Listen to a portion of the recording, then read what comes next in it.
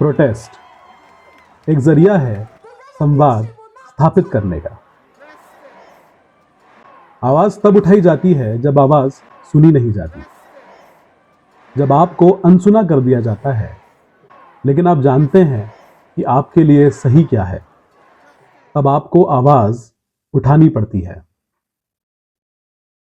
लद्दाख के प्रोटेस्ट ने इस संवाद को एक बेहतरीन ढंग से बनाने का प्रयास किया था।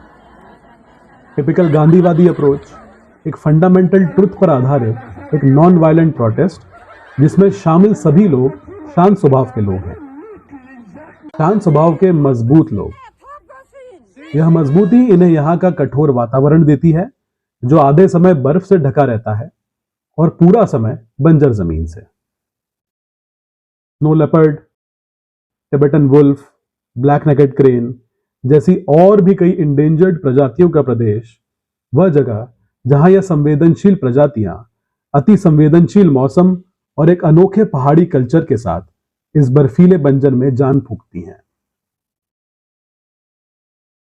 जब अप्रैल 2024 में यहां क्लाइमेट प्रोटेस्ट ज्वाइन करने पहुंचा, तब मन में यही ख्याल था कि प्रकृति और संस्कृति की रक्षा के लिए हक मांगने की जरूरत पड़ना और उस आवाज का किसी भी मेन स्ट्रीम मीडिया द्वारा नहीं उठाया जाना पीड़ादायक है।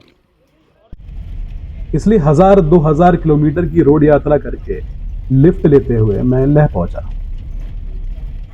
उसके अगले ही दिन पश्मीना मार्च शुरू होने वाली थी, जिसका मुद्दा था चाइना द्वारा हमारी छीनी गई जमीन के दावे को बॉर्डर पर जाकर सही साबित करना। मुझे पहुंचते ही पता चला कि सरकार ने यहां आर्मी बिछा दी है और लेह शहर छावनी में बदल चुका है। अपने लोगों को आंसू गैस के गोलों, लाठीचार्ज और हिंसा से बचाने के लिए लेह की प्रोटेस्ट समिति ने मार्च को कैंसिल कर दिया। जो प्रोटेस्ट शांति प्राप्त करने के लिए ही किया जा रहा था, उसने शांति भंग होने की आशंका मात्र से एक बड़ा और परिपक्व फैसला लिया और पश्मीना मार्च को रद्द कर दिया। वाह! और इसके बाद भी वो लोग शांति से बैठे रहे। मैंने 5 दिन वहां गुजारे, यही देखा कि बुजुर्ग आकर मालाएं फेर रहे हैं। उनके चेहरे पर एक गहरी शांति और विवेक की उज्जवल आभा थी। कुछ लोग मंत्र पढ़ते थे, कुछ लद्दाखी गाने गाते थे। कई महिलाएं दिन के व्यस्त शेड्यूल में से समय निकालकर वहां उपस्थिति दर्ज कराती थी। छोटे बच्चे खेल रहे होते थे, उनकी दादियां स्वेटर बुन रही होती थी। दोपहर की धूप अचानक से एक बर्फीला तूफान बन जाती थी और तब भी वो लोग बस मन में एक विश्वास लेकर वहां बैठे रहते थे। युवा आकर गीत सुनाते थे, कोई गिटार बजाता था, कोई कविताएं सुनाता था।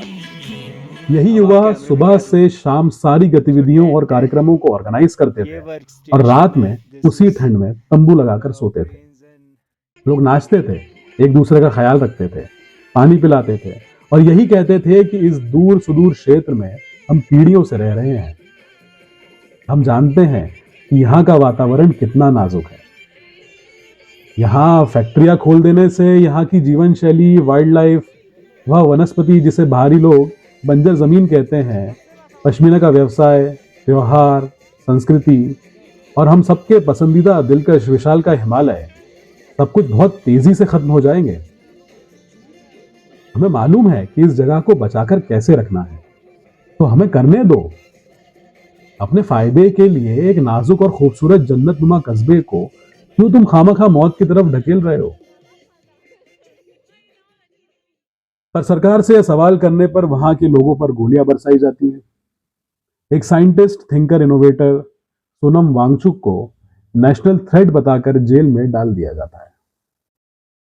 इस घटना पर मेरा और आपका बोलना, इसे एक डिनर टेबल कन्वर्सेशन बनाना, इसे खुद समझना और औरों को समझाना इसीलिए जरूरी है क्योंकि अगर कल हम अपने शहर में किसी नेक चीज के लिए सरकार से कुछ मांग करेंगे, तो क्या सरकार हमें भी ऐसे नेशनल थ्रेट बताकर जेल में डाल देगी? और जब डाल देगी तब आप क्या करेंगे? बोलिए। वरना टाइलर स्ट्रीट आर्ट का एक म्यूरल वायरल है, वैसे बन जाइए जिसमें लिखा है be silent, be good, be Indian.